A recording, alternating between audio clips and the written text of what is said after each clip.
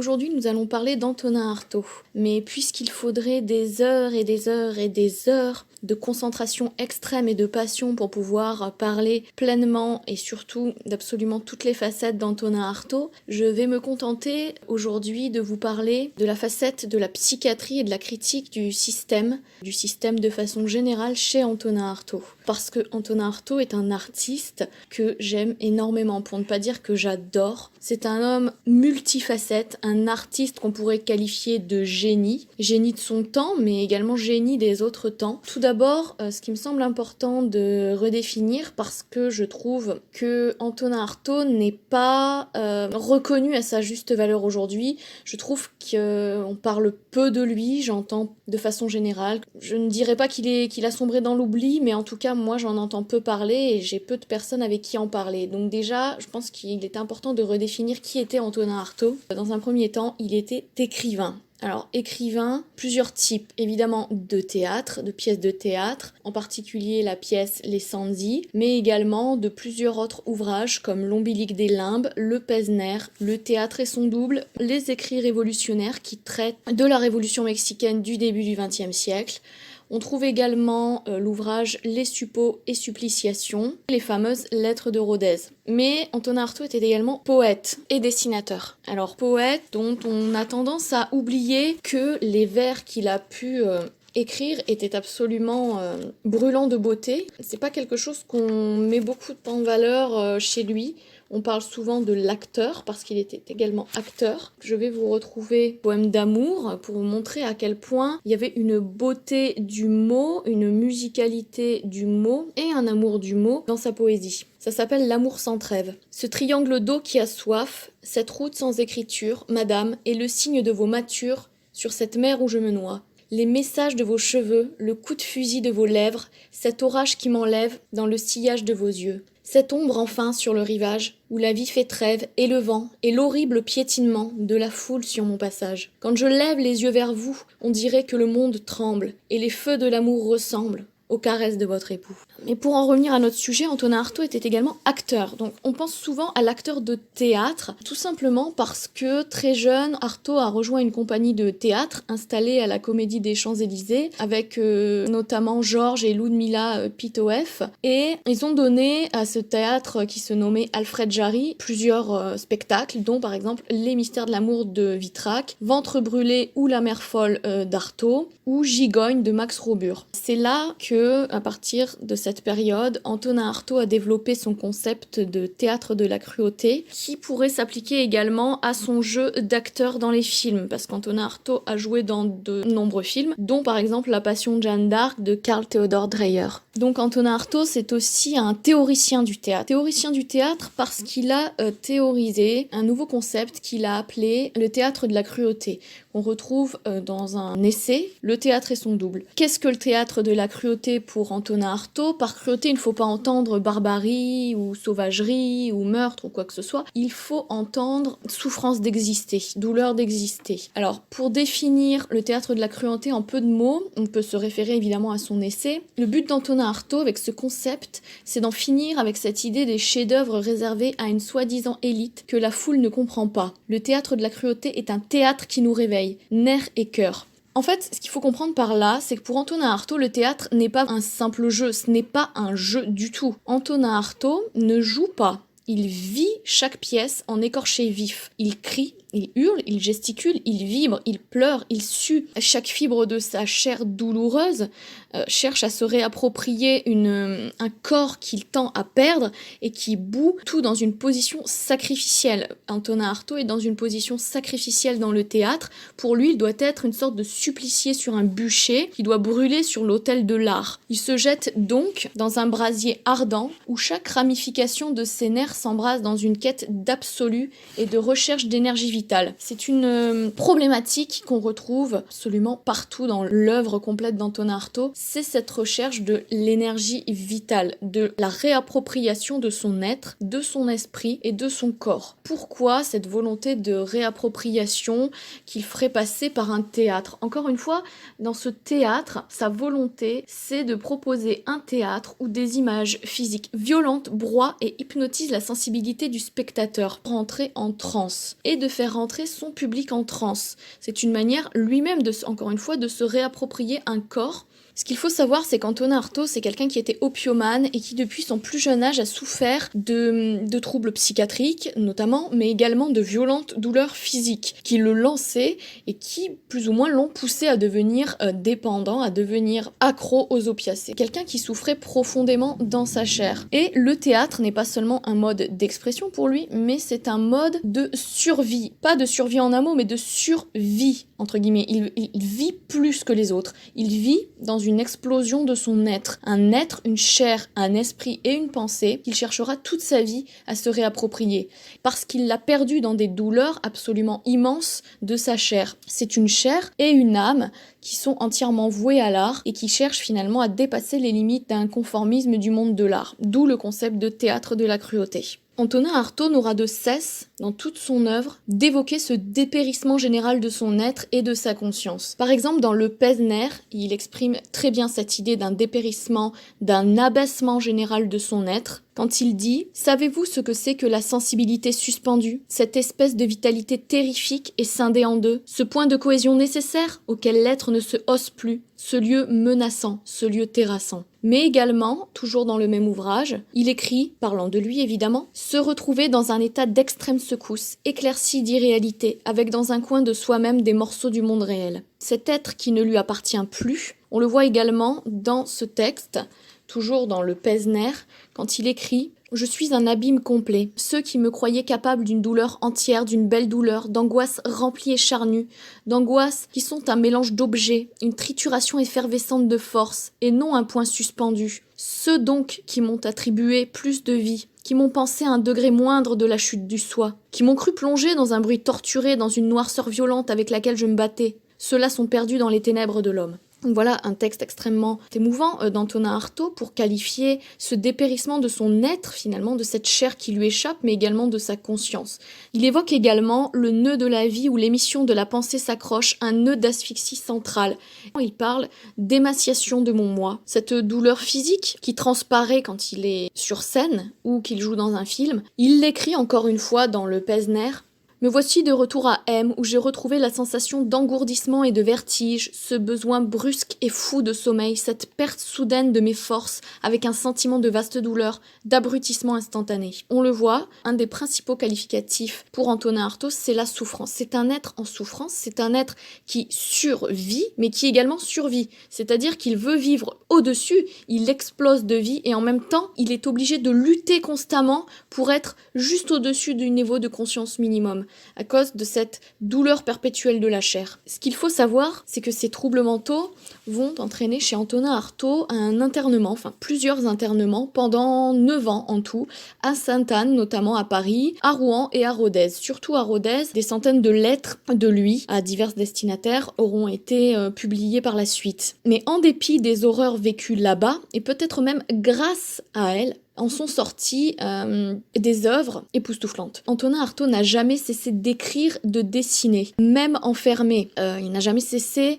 de se battre, dans un sens. Et c'est quelque chose qui rejaillit beaucoup dans son œuvre, la question de l'internement et de la psychiatrie. Pour Antonin Artaud, l'internement le prive de sa liberté physique, déjà que lui a une chair, comme nous l'avons vu précédemment, en souffrance, énormément physiquement, de là la prise d'opiacés notamment, mais l'internement le prive également de sa conscience, encore une fois une conscience et une pensée qu'il n'aura de cesse dans toute sa vie de recoller et de recimenter, parce que il met souvent en avant le fait que cette pensée, cette âme et cette conscience forment une sorte de patchwork complètement éclaté qu'il cherche à relier. L'internement s'accompagne pour lui de fatigue immense, de dénaturation encore une fois de son être profond, une aliénation de sa personnalité puisqu'il perd sa conscience très souvent, et de ce qu'il qualifie d'empoisonnement avec de nombreux médicaments qui ne sont justement pas la morphine et l'opium qui avaient tendance à l'apaiser. S'ensuit donc naturellement une critique virulente du monde de la psychiatrie. Antonin Artaud dénonce ce qu'on pourrait qualifier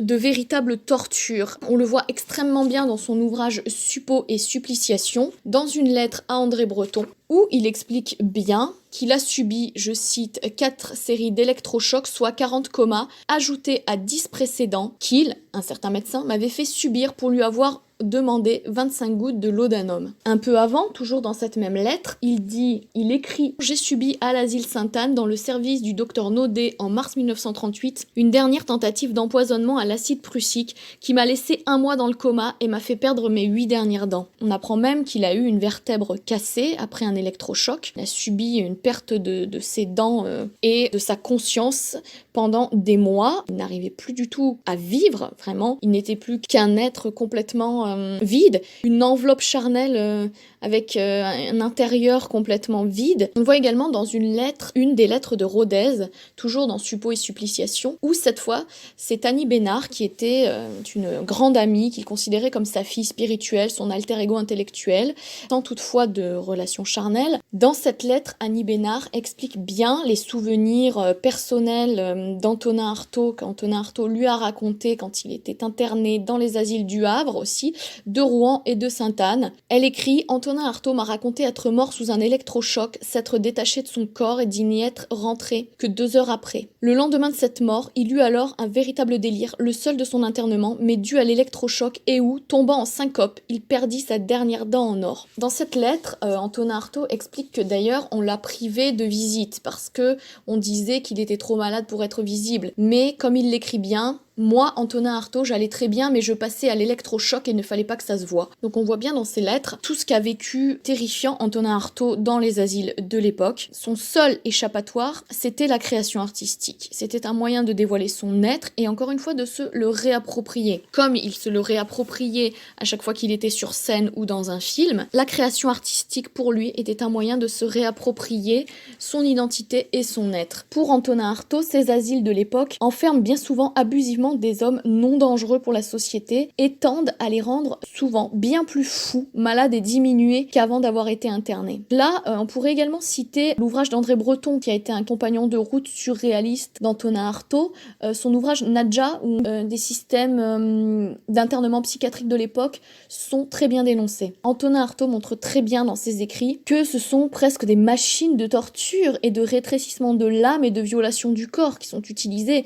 Il subit énormément d'électrochocs et encore une fois, il en ressort complètement légumifié. D'où le fait qu'il a l'impression, souvent, dans les lettres qu'on trouve dans Suppôt et Suppliciation, il a l'impression qu'on cherche à lui piétiner le corps, à le souiller et à lui voler sa substance vitale. Il estime, par exemple, avoir été martyrisé pendant les siècles des siècles. Alors là, les gens ont tendance à penser que quand ils lisent cette partie de son ouvrage Suppôt et Suppliciation, où finalement Antonin Artaud fait une analogie entre Jésus et lui, mais les gens pensent évidemment qu'il était fou de faire ça, mais il faut le lire dans un sens complètement métaphorique et symbolique. Antonin Artaud se voit comme un martyr qu'il a effectivement été dans les faits. Cette substance vitale, ce corps qu'il cherche constamment à se réapproprier de par les douleurs qu'il a depuis sa jeunesse, de par les électrochocs qui le privent encore une fois de toute son énergie, on le voit très bien dans Suppôt et Suppliciation quand il dit « En prévention d'être ce corps où tout le monde s'est toujours servi sans prendre d'entrée ou de sortie et a cru pouvoir se fournir et dont il a cru qu'il pouvait servir à répondre à tous les besoins, en prévention d'être ce corps chargé de pourvoir à tous les besoins et fourragé jusqu'à la peste. » Artaud, effectivement, est privé de sa liberté de conscience de par les électrochocs, mais également de sa liberté physique. Et c'est pour ça qu'il parle de dépossession de son corps quand il est interné dans les asiles psychiatriques. Effectivement, dans ses écrits, tout ne doit pas être pris au pied de la lettre. Encore une fois, dans cette dépossession de son corps et de son âme et de son être profond, tout n'est pas à prendre littéralement. Il explique par exemple qu'on lui vole son sperme la nuit, donc là, faut pas le prendre au pied de la lettre. Recontextualiser et se rappeler le rapport très particulier et chaotique qu'Antonin Artaud avait avec la sexualité. Un rapport qui a toujours été une sorte de chaos paradoxal, avec des délices très peu connus, très peu vécus, et des douleurs humiliantes de par une impuissance chronique. Et également de par la perte d'une virginité, où il avait déjà eu le sentiment qu'on lui avait volé quelque chose. Donc, il faut recontextualiser quand on lit les vols au niveau de sa chair, mais il faut savoir lire entre les lignes pour comprendre qu'effectivement, il a vécu un véritable martyr dans les asiles psychiatriques. Ces lettres, en particulier les lettres de Rodez, recèlent des vérités outrageantes et extrêmement dérangeantes sur la dépossession de l'être due à ces tortures et à l'ingestion massive de médicaments. Dans un de ses textes, il écrit « C'est l'intrusion absolue de mon corps partout. Un corps, on blesse, on maltraite, on prive de sa liberté, mais à qui on inflige des sévices Dans les dernières années de sa vie surtout, on tend à montrer que Antonin Artaud souffrait d'un syndrome de la persécution qui était exacerbé. Mais il ne faut pas oublier que c'est aussi en raison de cette extrême sensibilité qui a toujours été la sienne, de ce qu'il a vécu, de cette persécution qu'il a subie dans les asiles, qui ont été finalement un outrage pour sa chair dont il se servait pour vibrer au théâtre. Encore une fois, l'acteur de théâtre doit littéralement mourir sur scène, il doit être en transe pour mieux revivre. Antonin Artaud, dans ce théâtre, donnait absolument tout son être. Il était dans une position profondément sacrificielle. Ce qu'il voulait, c'était fournir aux spectateurs des précipités véridiques de rêves où son goût du crime, ses obsessions érotiques, sa sauvagerie, ses chimères, son sens utopique de la vie et des choses, son cannibalisme même se débondent sur un plan non pas supposé et illusoire, mais intérieur. Le but du théâtre pour Antonin Artaud, c'était d'exalter les pulsions du spectateur, exalter ses propres pulsions en brûlant littéralement sur scène, ce qui pouvait d'ailleurs faire peur aux gens. Cette chair qui vibre chez lui, cette conscience qui se cherche parce qu'elle est en dessous d'elle-même très souvent, est outragée en étant enfermée dans les asiles. On peut donc dire qu'Antonin Artaud est effectivement une victime du système psychiatrique de l'époque, qui avait tendance à amalgamer les fous dangereux, les dangereux qui n'étaient pas fous, les fous géniaux, les excentriques, les loufoques, qui n'étaient pas forcément violents. Antonin Artaud, certes, était atteint de graves troubles, mais méritait-il d'être pour autant enfermé 10 ans et subir des centaines d'électrochocs? On peut dire qu'il était victime de la société qui rejetait et qui rejette toujours actuellement la trop grande différence d'autrui. En effet, rien n'a vraiment changé, et à l'époque d'Antonin Artaud, dans les années 20 et 30, la différence est très mal acceptée. Aujourd'hui, certes, une ribambelle de fausses belles âmes fait mine d'acclamer la différence avec un grand D, mais uniquement quand la différence reste dans les limites fixées par le cadre d'une communauté ou d'une caste ou d'une élite. Chose que voulait absolument détruire Antonin Artaud dans son théâtre d'ailleurs. Il ne voulait pas de théâtre pour l'élite et de théâtre abcon. Il voulait un théâtre populaire. C'était quelque chose de très important pour lui. Mais à l'époque, la différence était rejetée. Et Antonin Artaud, de par ses différences, de par son trouble incessant, le trouble de son âme, les hurlements de sa chair en souffrance, de par ses comportements étranges aussi mais non dangereux, était profondément rejeté. C'est en partie ce qui a permis le développement d'une totale misanthropie chez lui. Mais effectivement, Antonin Artaud avait des comportements étrange. Par exemple, parmi ses amis, qu'il appelle souvent ses filles, ce sont les filles d'Antonin Artaud, comme on dit, des alter-ego intellectuels, avec qui il n'avait pas de relation charnelle. Il y en a une qu'il aborde dans un parc, quand elle est en train de pleurer,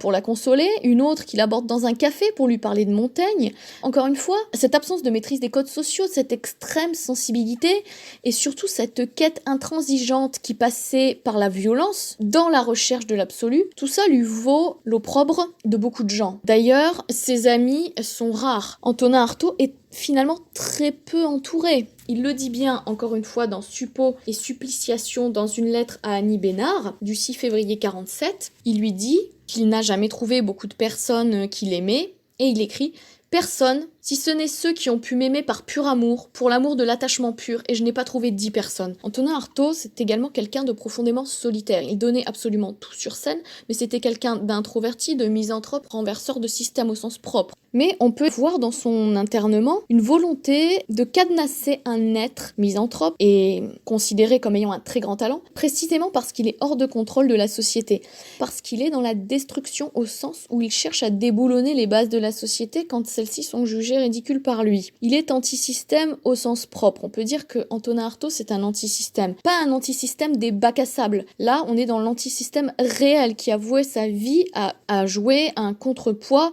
à une société qu'il jugeait lourde, oppressante, et surtout une société qui finalement disparaissait plus ou moins, qui ne vivait pas, qui vivotait alors que lui cherchait tant à vivre. Il cherchait tant à vivre. Par exemple, il se fait anti-système, encore une fois, contre les asiles psychiatriques. On le voit bien dans le texte L'Osselet toxique, qui fait partie d'un recueil de textes de sa période surréaliste, où il est dans une diatribe assez impressionnante contre l'institution psychiatrique. Il dit, s'adressant au psychiatre, « Ici, psychiatre, je vous appelle au chevet de cet homme gonflé qui cependant respire encore. Rassemblez-vous avec vos sacs d'abominables denrées autour de ce corps couché long et qui couche sur vos sarcasmes. Il est perdu, il est intoxiqué, je vous dis, et il en tient de vos renversements de barrières, de vos fantômes avides, de vos pépiements d'écorchés. » Piétinez donc ce corps vide, ce corps transparent qui a bravé l'interdit. Voici l'homme qui a touché le danger. Tu as gagné, psychiatrie, tu as gagné et il te dépasse. Donc là, on voit bien une critique très violente, encore une fois, du système psychiatrique. Cette critique du système psychiatrique est alliée à une critique vis-à-vis des stupéfiants. Il faut savoir, encore une fois, qu'Antonin Artaud était opiomane, et dans une lettre à monsieur le législateur, ça c'est dans l'Ombilique des Limbes,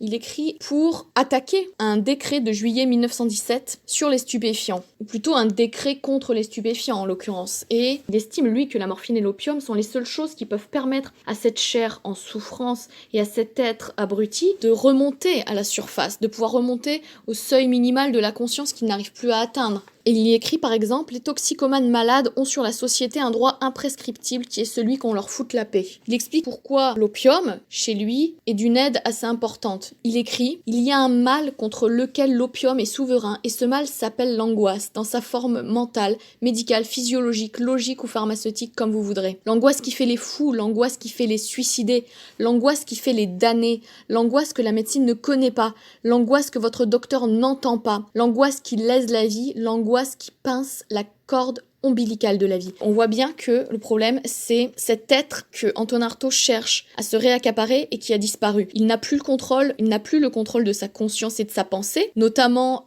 avec les électrochocs. Il n'a plus le contrôle de son corps, qui ne lui appartenait déjà plus beaucoup, et cette souffrance, c'est ce qu'il va crier. Il va crier cette souffrance, et cette souffrance qui a été exacerbée par les internements. Encore une fois, dans l'Ombilique des Limbes, il écrit « une sensation de brûlure acide dans les membres, des muscles tordus et comme à vif, le sentiment d'être en verre et brisable, une peur, une rétraction devant le mouvement et le bruit, un désarroi inconscient de la marche, des gestes, des mouvements, une volonté perpétuellement tendue pour les gestes les plus simples. » On voit que Antonin Artaud est obligé de faire des efforts pour arriver à faire le moindre geste. Par ailleurs, quelque chose qui est très intéressant de voir toujours par rapport à ce thème de la psychiatrie et de la critique générale du système, c'est qu'Antonin Artaud développe une vision très individualiste et libertaire. On voit surgir des opinions politiques à travers ce thème de la psychiatrie, notamment sur l'usage des stupéfiants. Il écrit « Tout homme est juge et juge exclusif de la quantité de douleur physique ou encore de vacuité mentale qu'il peut honnêtement supporter. Il avait le sentiment de se retrouver et de revenir à la vie par l'opium. » Il explique, toujours dans l'Ombilique des Limbes, les différents types d'angoisse qui peuvent le toucher, et lui qui a toujours été un être pétri d'angoisse par sa conscience qui était tellement diminuée qu'il n'arrivait plus à formuler, comme il le dit très bien, le trajet de sa pensée, eh bien ces différents types d'angoisse, il les a décrits. Il parle par exemple de l'angoisse quand il n'est pas sous opium, de l'angoisse existentielle qu'il subit au quotidien. Elle est une congélation de la moelle, une absence de feu mental, un manque de circulation de la vie. A contrario, l'angoisse due à l'opium, pour lui permet plus ou moins de revenir à la vie et de sortir d'un certain néant existentiel. L'angoisse opiomique a une autre couleur. Elle n'a pas cette pente métaphysique, cette merveilleuse imperfection d'accent. Je l'imagine pleine d'échos et de caves, de labyrinthes, de retournements, pleine de langues de feu parlant, d'yeux mentaux en action et du claquement d'une foudre sombre et remplie de raison. C'est quelque chose qu'on voit très souvent dans les écrits d'Antonin Artaud, c'est la volonté de se reconstruire, de se refaire. Il écrit par exemple une espèce de déperdition constante du niveau normal de la réalité. Son but quand il était dehors et son but quand il est interné est toujours le même, c'est de se reconstruire. Donc on sent une volonté de survivre, de passer par-dessus sa vie, parce que finalement il n'a pas l'impression de vivre vraiment. Il dit « Il est si dur de ne plus exister, de ne plus être dans quelque chose. La vraie douleur est de sentir en soi se déplacer sa pensée. Mais la pensée comme un point n'est certainement pas une souffrance. J'en suis au point où je ne touche plus à la vie, mais avec en moi tous les appétits et la titillation insistante de l'être. Je n'ai plus qu'une occupation, me refaire. » Quand il écrit « Je me perds dans ma pensée en vérité comme on rêve, comme on rentre subitement dans sa pensée », Antonin Artaud anti-système, on vient donc de le voir contre la société, contre les établissements d'asile psychiatrique, contre le législateur, mais c'est quelque chose qu'on voit dans d'autres sujets. Une fois encore, c'est quelqu'un de libertaire, de profondément attaché à sa liberté individuelle. Et c'est ce qui fait qu'il va progressivement rompre avec le groupe des surréalistes auquel il a appartenu. Encore une fois, dans cette critique anti-système, dans l'Ombilique des Limbes suivi de Le Pesner et autres textes, il dit « Le surréalisme est mort du sectarisme imbécile de ses adeptes. Ce qu'il en reste est une sorte d'amas hybride sur lequel les surréalistes eux-mêmes sont incapables de mettre un nom. Perpétuellement à la lisière des apparences, ineptes à prendre le pied dans la vie, Le surréalisme en est encore à rechercher son issue, à piétiner sur ses propres traces, impuissant à choisir, à se déterminer soit en totalité pour le mensonge, soit en totalité pour la vérité. Le surréalisme pourchasse cet insondable, cet indéfinissable interstice de la réalité où appuyer son levier jadis puissant, aujourd'hui tombé en des mains de Châtré. Donc en fait, ce qu'il veut dire, c'est que les surréalistes, à son sens, dans cette volonté anti-système, dans cette volonté de détruire, ne vont pas assez loin. Il y a une sorte de collectivisme intellectuel chez les surréalistes, et pour Antonin Artaud, qui est très libertaire, très très attaché à la liberté individuelle, eh bien, ce sont tous les pans de la réalité sous toutes ses formes qui doivent être abattues. Pas seulement, comme il le dit, le côté extérieur et immédiatement perceptible de la réalité. Ce côté-là, les surréalistes veulent bien l'abattre. Mais ce n'est pas suffisant pour Antonin Artaud. Il ajoute le plan social, le plan matériel vers lequel les surréalistes dirigent leur pauvre velléité d'action. Leur haine à tout jamais virtuelle n'est pour moi qu'une représentation inutile et sous-entendue. Et juste après, il conclut en disant « J'ai avec moi tous les hommes libres, tous les révolutionnaires véritables qui pensent que la liberté individuelle est un bien supérieur à celui de n'importe quelle conquête obtenue sur un plan relatif. » Donc on voit bien anti-système Antonin Artaud qui a mené une vie totalement en dehors de la société, en opposition à la société. Il l'a eu contre les institutions officielles, contre les institutions étatiques, il l'a eu contre les institutions d'asile psychiatrique, mais il l'a eu également contre des mouvements intellectuels et artistiques, dont les surréalistes. Enfin, on pourrait citer, toujours dans cette critique anti-système d'Antonin Artaud, une critique de la papauté. Dans son texte Adresse au pape, Antonin Artaud fait une critique virulente et très violente, il faut le dire, de la papauté. Du haut en bas de ta mascarade romaine, ce qui triomphe, c'est la haine des vérités immédiates de l'âme, de ces flammes qui brûlent à même l'esprit. Et il ajoute « Ô pape confiné dans le monde, ni la terre ni Dieu ne parlent par toi. Le monde, c'est l'abîme de l'âme. Pape déjeté, pape extérieur à l'âme. Laisse-nous nager dans nos corps. Laisse nos âmes dans nos âmes. Nous n'avons pas besoin de ton couteau de clarté. » Dans cette critique de la papauté, on aurait tort de voir une diatribe contre la spiritualité en général. L'œuvre entière d'Antonin Artaud, bien qu'il soit athée, est peuplée de spiritualité et d'âme. Il est question d'âme très souvent, tout le temps. Ce qu'il faut bien voir dans cette critique de la papauté, comme dans la critique des surréalistes finalement, comme dans la critique envers les institutions psychiatriques, comme dans la critique envers le corps médical ou envers l'État ou envers le législateur, en fait ce qu'il faut bien comprendre, c'est que c'est une critique globale d'un système. Et un système qui veut attenter à sa liberté individuelle, à son côté libertaire, et surtout un système qui veut l'enfermer, l'engloutir. Et il se sent seul. Déjà, encore une fois, c'est un homme bafoué dans sa chair, un homme qui se bat au quotidien pour avoir un niveau de conscience à peu près décent. Et c'est un homme profondément seul. Il est solitaire, mais il est également seul. Il a été abandonné de nombreuses fois. Et on le voit bien dans une lettre à une femme qu'il a aimée, qui encore une fois n'a pas eu de rapport charnel avec lui. Dans cette lettre à Colette Thomas, du 3 juin 46, soit 2 ans avant sa mort, il lui écrit « Vous êtes une fleur unique que le monde ne veut pas laisser vivre. Je crois avoir perçu cette fleur telle qu'elle est, et pour rien au monde je ne voudrais la léser physiquement ou moralement. Mais cette fleur a besoin de moi, et on le sait, et on voudrait bien l'enlever de mon atmosphère pour me désespérer et la désespérer d'échapper au conformisme général. La famille, la société. » Antonin Artaud montre bien que beaucoup de gens cherchent à éloigner les personnes qu'ils aiment, et elles sont très rares, on cherche à éloigner de lui, de par le conformisme ambiant, il est vrai.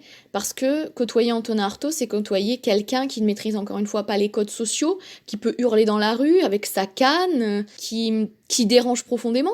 C'est une des raisons pour lesquelles, effectivement, il a été interné, pas uniquement à cause de ses troubles mentaux, mais quelqu'un qui dérange et quelqu'un de seul.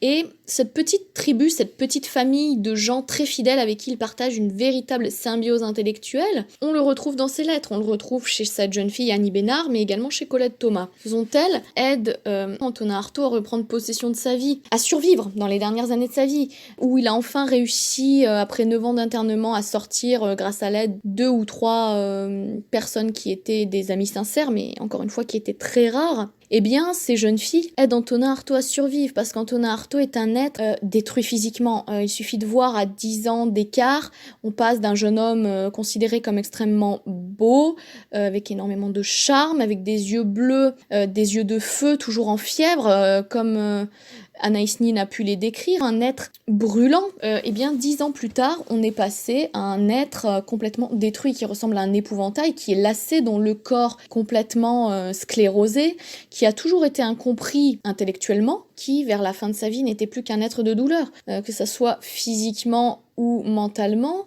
Il le dit très bien d'ailleurs dans ses lettres, il dit « ça fait 50 ans que je souffre ». Et c'est ce qui me pousse à conclure sur cette citation d'Antonin Artaud dans une lettre à son amie Annie, où il lui dit qu'il ne faut jamais se laisser offenser dans sa vie, son individualité, son corps. Voilà, on ne peut pas dire plus. En tout cas, c'est ce que a ressenti Antonin Artaud toute sa vie, un être de passion violente et un être qui a tenté de survivre. Il frôlait la mort très souvent, mais également un être qui survivait, qui voulait vivre plus, qui voulait aller toujours plus loin. Ce côté misanthrope, il faut aussi comprendre que Antonin Artaud l'a développé parce que la société en face le rejetait. C'est pour ça que ça lui a fait écrire par exemple, toujours dans l'ombilique des limbes, « J'ai l'air bien affreusement préoccupé de démontrer que je ne pense pas. Et je m'en rends compte que j'ai le cerveau faible, mais je pense que tous les hommes ont le cerveau faible d'abord. Et ensuite qu'il vaut mieux être faible, qu'il vaut mieux être dans un état d'abdication perpétuelle en face de son esprit. C'est un meilleur état pour l'homme, c'est un état plus normal, plus adapté à notre sinistre état d'homme, à cette sinistre prétention des hommes de vouloir. » Dans ce court passage, on voit qu'Antonin Artaud montre une certaine misanthropie,